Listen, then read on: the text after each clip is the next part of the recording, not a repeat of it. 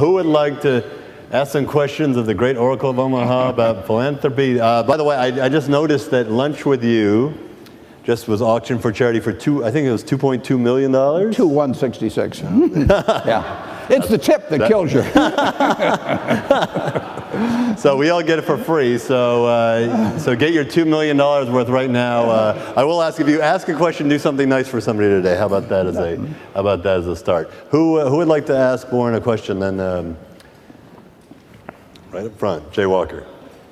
Warren, can you tell us a little bit about your giving pledge and the progress you're making in that area? I know it's close to your heart. Yeah, we've made far more progress than I would have originally anticipated. I was hoping when we started it we might get to 50 people or something of the sort. I think we're at 128 currently. The last time I was here, we had nobody outside the United States. I think we've got a dozen or so now, and it's been a success not only in terms of numbers, but it's been a terrific success in terms of participation. We get together once a year for the whole group, and then we have some other sessions beyond that, and those have been terrific learning sessions for everybody involved. We draw the resources from our own group. People tell about their failures in philanthropy, their successes. They tell about their special areas of interest, whatever it may be, and we all come away smarter. So it's working. It's working in terms of numbers. It's working in terms of, I think, increasing to some extent the current philanthropy of the group, and I think it's helped all of us be smarter about the subject. Back there. Malala. Thank you so much. My question is that how effective girls' education can be to society, and in what ways can it help a society to develop? And I would like to just hear your ideas about girls' education, because it's my ambition to work for it, so I'd love to hear your views. Thank you. I didn't quite get the question. Girls' education? I know you've actually been very vocal about that in the last year. Yeah, I was born in 1930. I had two sisters that were every bit as smarter than I am. They had better personalities. Better looking. Yeah, much. I don't even want to get into that. And you know, our parents loved us equally. Our teachers were equally interested in us, but implicit in everything that happened in school or at home was the idea that if my sisters married well, that was a great accomplishment, whereas if I could do anything. And you know, back in 1776, we wrote a document that said all men are created equal, and then in 1789 we came up with a second document that said that blacks were 3/5 of a person, and that if you read Article 2 of the Constitution, they slip in a number of male pronouns when talking about who could be president of the United States, and you had to fast forward to 1920 until the 19th Amendment was passed. But even after that, we had 33 justices appointed to the Supreme Court before a woman was appointed. Now, the odds of that being by accident are 8 billion to 1. So we are an aspirational society, though. We do make progress, but just think of the talent we wasted, you know, over those hundreds of years. I mean, it makes me very optimistic about the country, because if you look how far we came using half of the talent in the country, you know, just wait till we, you know, use 100%, and I'm dead serious about that.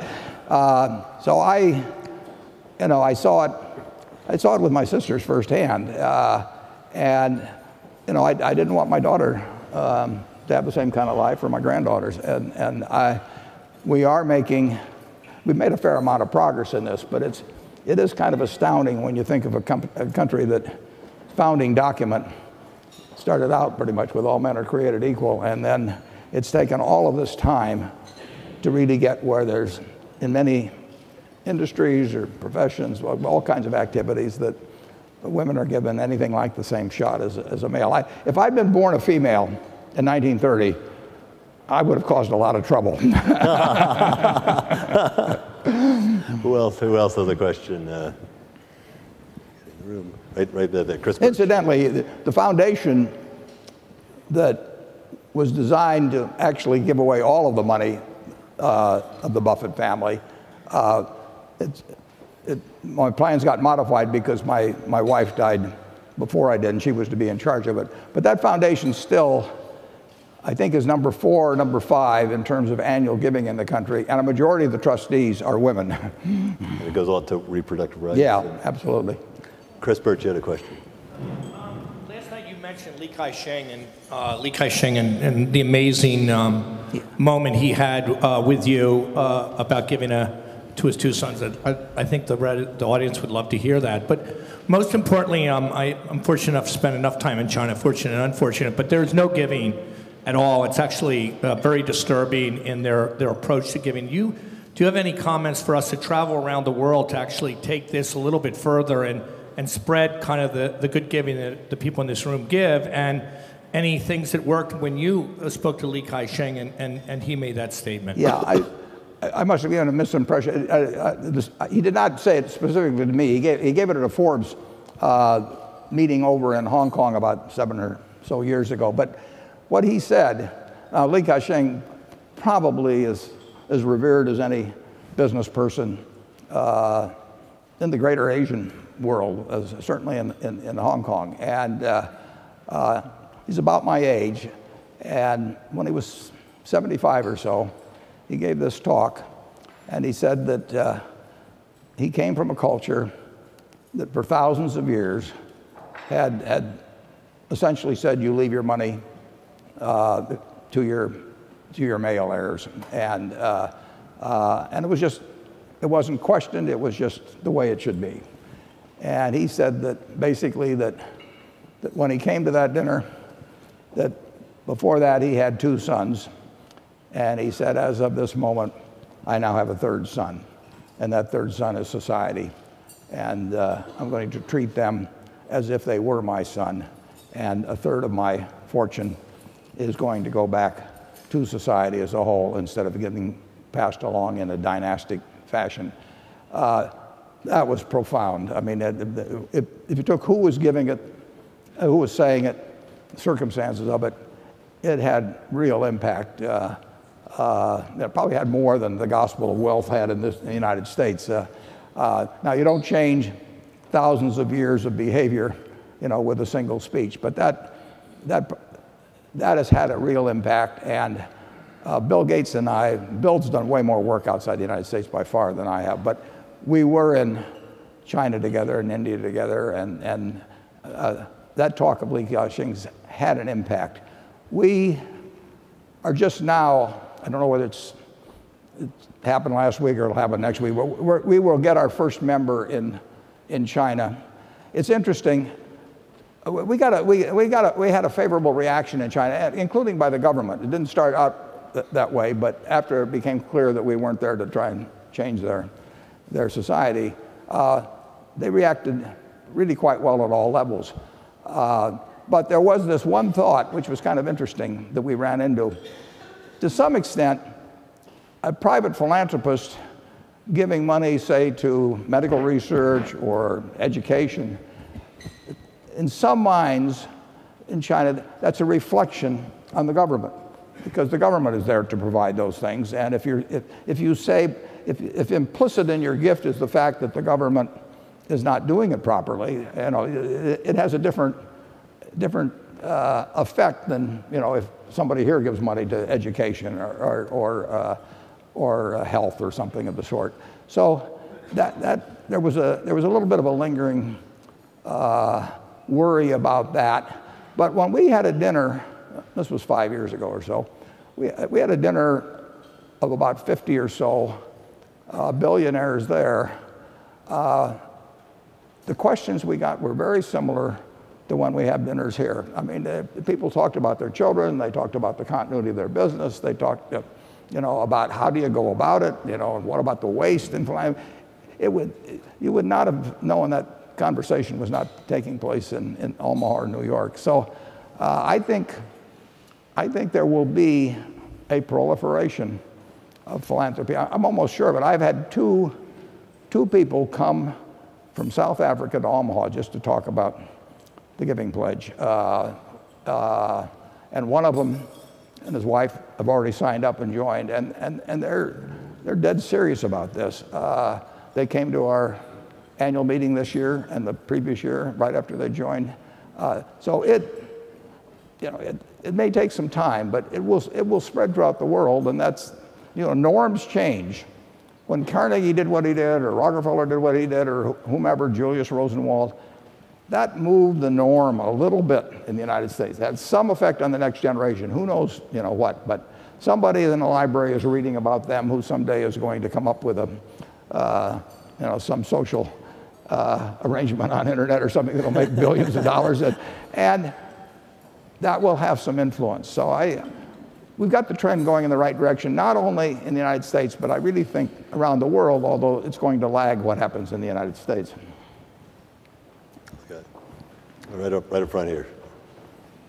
A lot of the people here in the room have their own foundations. They serve on endowment boards and other foundation boards. And you've been very eloquent about how putting more and more money into hedge funds is maybe not the right thing to do. But as we know, assets are pouring into hedge funds more and more. And you've had your contests where you've showed you've been able to outperform by being in the S&P 500. So why is it that you've been so eloquent about this and more people are doing exactly the opposite, putting more and more money into the hedge funds? Well, maybe I'm wrong.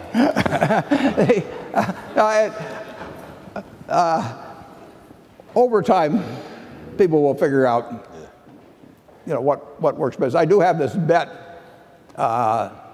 It's now been almost 7 years. 7 or 8 years ago, I offered to bet anyone. We'd each put up $500,000, and the $1 million would go to the charity of the winner. And I would bet them that they couldn't pick out 5 fund-to-funds that would outperform an S&P index fund. And I made that offer to the whole world. And one group, we had only one, and they put up we each put up $350,000 or so. We bought a 10-year zero coupon bond. I named Girls Inc. as the beneficiary if I won. You can read about this if you go to the internet. There's something called Long Bets, which is really quite an interesting website because it has all of these different bets that have a long-term future on it, and with people betting on each side, giving a short description of why they believe what their side to be true. And you will find our bet described there, and you'll find what I said, and you'll find what the people on the other side said. I've got some great friends on the other side, and when interest rates fell to practically nothing, our zero coupon bonds went to essentially almost par 4 or 5 years ahead of time. So we sold the bonds for $950,000, and we put that all in Berkshire Hathaway, and I guaranteed that it would be worth at least $1 million at the end. So actually, at the moment, the prize is up to about $1.5 million or $1.6 million. And I will tell you, the people at Girls Inc. at Omaha are feeling very good. I mean, we're about, the S&P is about 30 points ahead of the 5 fund-to-funds selected. But there will be hedge funds that will do extremely well. I mean, but whether there will be hundreds or thousands of them, and whether you can pick them ahead of time is another. It's tough to run the 20% VIG. Yeah. Katie, you had a question. I heard that You don't need a mic.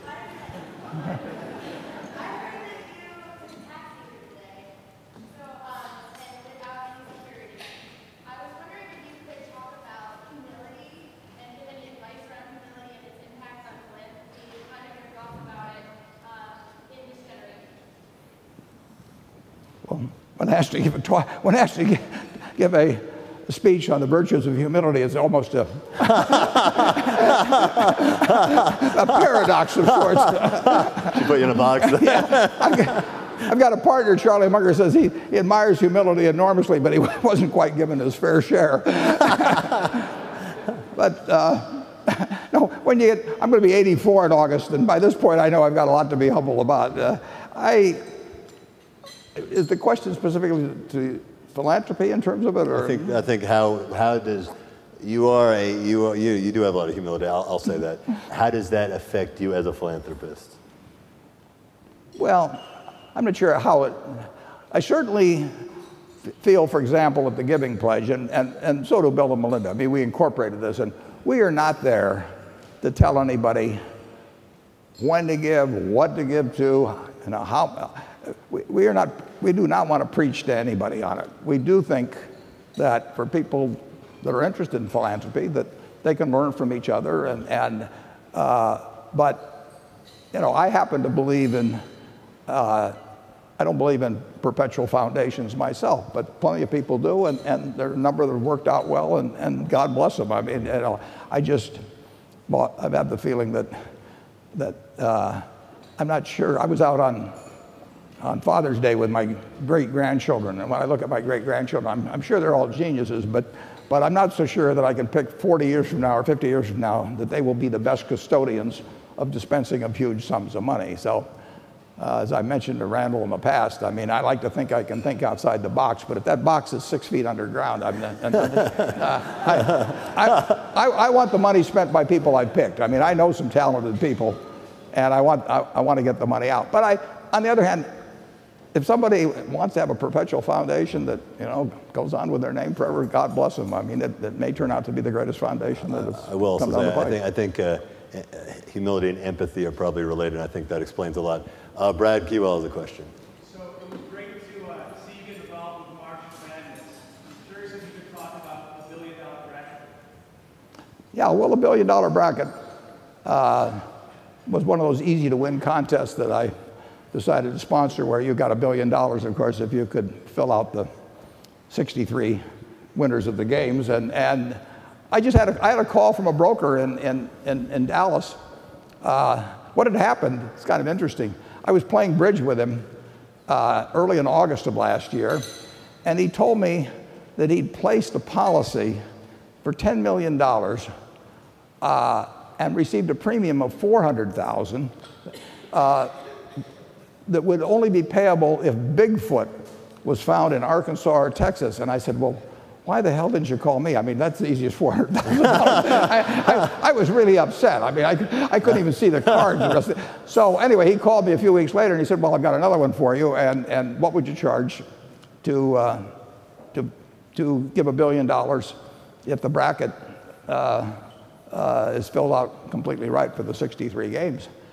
And I said, well, can I pay $1 a year for 1 billion years? That was my first reaction. And he said, no, you gotta have to have $500 million of present value. So anyway, I gave him a quote.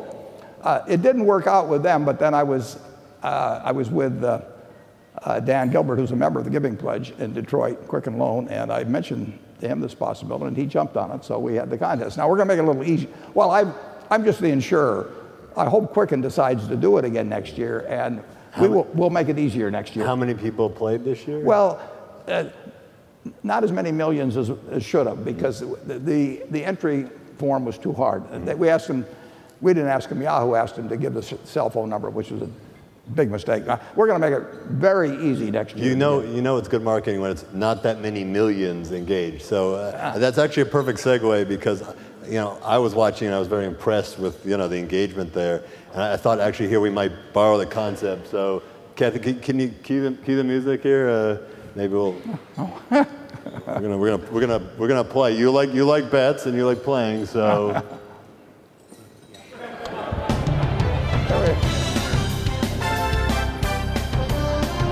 All right. Have you been working out?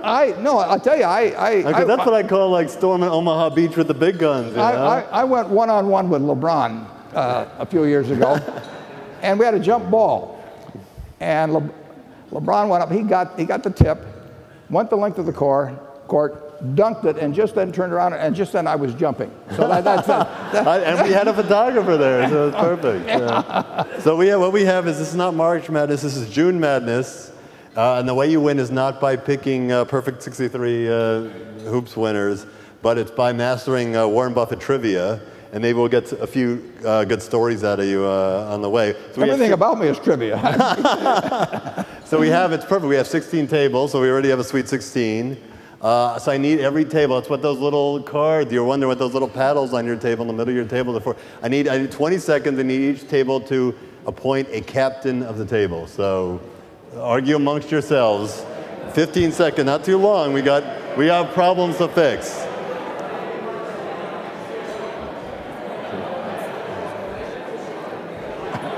this is a new one. We're gonna have some fun. I'll ask you to elaborate on some of this. All right. Now, do we have our captains? Captain, my captain. All right, good. Captains. All right. Now it's not. Now, Warren, you know you like a good bet, and it's not a proper Warren Buffett June Madness without a prize. So, Don Pardo, what are we playing for? Randall, we're playing for a full-page ad in Forbes magazine. Back to you, Randall. Thank you, Don Pardo. And now we're playing for an ad for your charity or for your nonprofit. So whatever. So imagine whatever board you're on, walking into the next board meeting and said, "Yep, $112,000 ad taken care of." So that's some stake. So unlike the $1 billion bracket, we have a less money, but a sure thing. A sure thing. winner. So that's a Warren Buffett kind of odds. All right. So that's all right. So table captains, get ready now. First of all, cell phones down. This is a charity event, you know, philanthropy, no cheat. I don't want to give out a red card here to mix my sports metaphors. I'm here for a photo friend. We're going to be phoning you each time. All right, so let's, and I'm going to ask everyone to raise at the same time so you can't kind of cheat off your neighbors like you did in business school. All right, question one. You have A, B, and C, 3 choices. All right, how much of his wealth has Warren Buffett publicly promised to give away during his life or at his death? A, answer 50%. B, 95%. C, 99%. Discuss, and I will tell you, discuss, I'm going to give you 10 seconds, and then I'm going to ask you to raise the paddles together. And I'll get you to elaborate. Oh, don't raise it, don't help your fellow tables. All right, ready? 1, 2, 3, raise. 2, all right, clearly too easy. All right, they all got it. 99%. Yeah. I feel like Vanna White up here. How did you come up? Now, again, that is such a giving pledge, 50%, 99%. Where did that come from? Well, it's going to be more than 99 because basically. The answer's D, 99.8. No, but will it be more or less than 99.5? We'll have to go back to that. The wealth is just growing, and the degree to which money has a utility to me hasn't grown. I mean, I have everything in the world I want. I had everything in the world I wanted 20 years ago. So all of the gain can't do anything for me. If I thought it could do anything for me, I'd spend it in a second. But so as the sum grows, and the part that has utility in me doesn't grow, obviously the percentage grows to charity. All right, here's question 2. Again, put your paddles up when I say, because otherwise your friends are gonna piggyback on you. How did Warren and Bill come up with their hit list for the giving pledge? A, they employ private investigators, including Kroll and Associates. B, they take the Forbes 400 list and start calling top to bottom. C, Warren hired Edward Snowden to hack into the IRS files. This is really a tough quiz. 10 seconds here. Yeah. All right, 5, 4, 3, 2. All right, put them up. Let's see. All right, I'm clearly, Yeah. we've got to raise the degree of difficulty. Okay, All right, let's do it. We're going to raise the degree of difficulty. All right, the original slogan of the Giving Pledge was give big, give early, give smart. Now, Warren, you then insisted that the name be shortened to which of those 2 words? A, give big, B, give early, or C, give smart? This one maybe you discuss amongst yourselves here. So.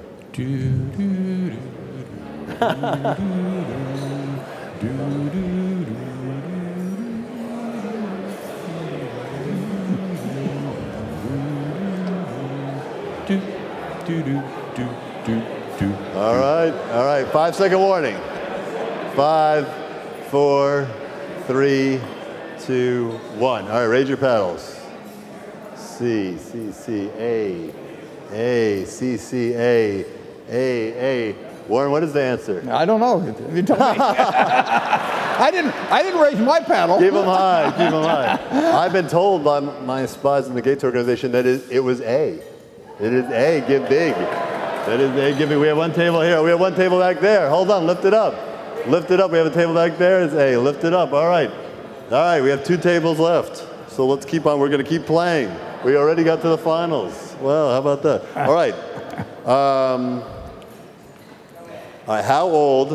The rest of you can play at home. how old was Warren when he decided to give away, that he would give away most of his money rather than leave it to his children? Was he in his mid-20s, mid-50s, or mid-70s? High stakes here, folks. I'm glad you didn't say mid-90s.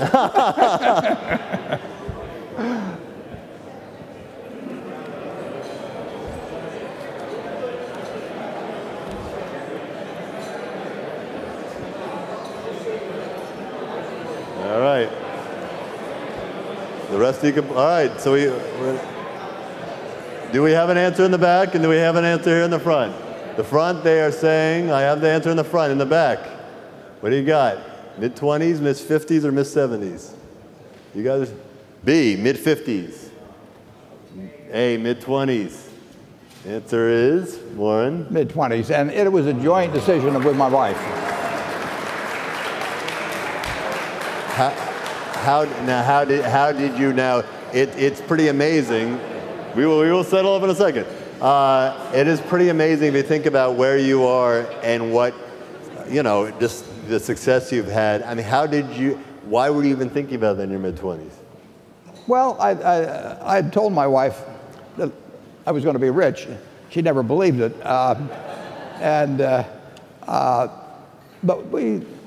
if you take mid-20s, that's actually when I was back here in New York City, no, I knew that we would have a lot of money, and I knew we would do everything that money would do for us. But you were a young father then, again. So I had 3 kids. That's the time when you usually are thinking, it's all about my kids, and yet you were thinking long term. I don't think I want to leave everything. Our view then was what wasn't articulated then, because actually Kay Graham gave me the line later on. But basically, we felt like if we got to be very wealthy, that our kids should be able to do anything but not enough, give them enough to do anything but not enough to do nothing. And we wanted to raise our kids in a normal manner. They all went to public school. They rode the buses. They didn't get cars at 16 or anything of the sort. But they also, we also did go to Disneyland and do different things like that. So they were raised in a very normal manner. They've felt very lucky, the fact that they've never had to worry about money, but they've never felt that they could sit on their rear ends and do nothing. And now they're all active in philanthropy, and they like that a lot.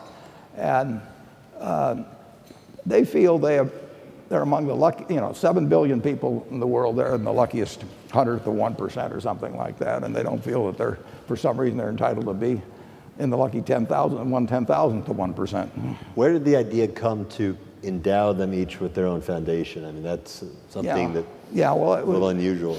Originally, when my wife and I talked about it in the 20s, and we actually incorporated the foundation when she was 31, I was 33. It's going to have its 50th anniversary right now. The idea always originally was that I would pile it up and then she would unpile it. And we both thought we were good at those 2 different tasks. And she would run this one large foundation. And perhaps my children would be involved in it if they were interested, but she would be number 1 on it. And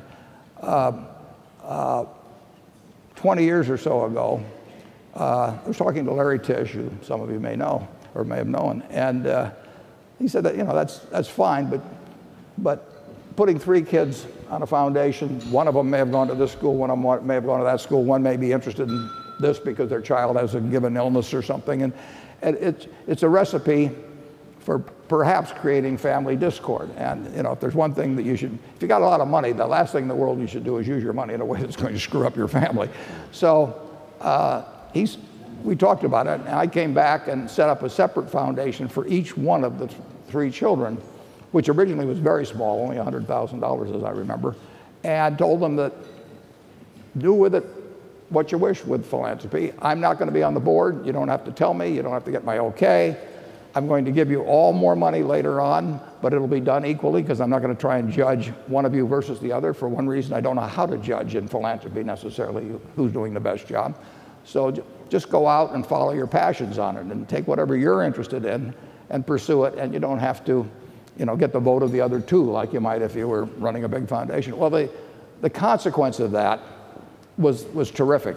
The kids work better together because they didn't have to work together. So if my daughter came up with a good idea on education, one of her brothers might pick it up, both of her brothers might pick it up because they didn't have to. And so they cooperated constantly. They still do. Now they're going to be giving away about maybe 130 or 40 million annually, and they're still working together, and they're in their 50s now. So the last thing in the world you want to do is have a foundation where you've got multiple members of the family on, and they start arguing about my idea is better than your idea. It can be poison. I visited one foundation, one of the largest, and the son was on it. Several sisters were on it. One sister was chairman. It was totally dysfunctional. The MacArthur Foundation was dysfunctional originally. You really want something that brings out the best in people. It's very comforting. The genius makers were... Well, actually, you'll get a kick out of this. I got a call 20 years ago or so. I was out in Laguna. The phone rings. I pick up the phone, and I think the fellow's name was Jack Sawyer. He says, "This is Jack Sawyer." He says, "I'm chairman of the MacArthur Foundation." And he says, "The first thing I want to tell you is you haven't won anything." I was not on the list for the Genius Award. But he said, our foundation is totally dysfunctional. I mean, we've got a lawyer standing behind every trustee, and they can't get along, and you're the one guy that we think might come in and bring some sense to it, and we'd appreciate it if you would. And the Ed Jonas Salk called me, and Jerry Wiesner up at MIT and everything. You just hate to see it become a mess, and you really hate to see it become a mess if your family's involved. It shouldn't be that way, and it doesn't have to be that way. And I would say one way to prevent it from being that way, particularly, is to make sure that if you have a large foundation, you still have something for each one individually where they don't have to get the approval of somebody else, and they don't start trading off things, or old sore points don't come to the fore or anything of that sort. All I can tell you is it's worked very well in the family. Well, we have to go and go do some good work here. I want to note two things. One, I'm surprised I have to tell this room this, but if we can learn anything from Warren Buffett, it's don't follow the herd. So think about 14 out of 16 tables getting out on the same question. So, contrarianism will generally set you free, but congratulations to this table over here. Second thing is, I do want to thank you on behalf of everybody at Forbes. I mean, you are, I told you yesterday, you are the godfather of this event. Without your encouragement, none of us would be here. So, I'd like to end with one final quiz. I mean, when they ask people, probably not you and me, but when they ask people 100 years from now, who was Warren Buffett, I think the answers will be, you'll have a choice of A, the greatest investor of the 20th century, or B, the greatest philanthropist of the 21st century. And I think the answer is C, all the above. So I very much from the heart want to thank you for being here. Well, I want to thank Forbes for what they've done. I mean, it's just terrific that you brought all these people together. I mean, in this cause, the payoff is going to be terrific. Thank you. Well, thank you. And again, thank you, Warren. It's a pleasure having you every year here. We have a great American.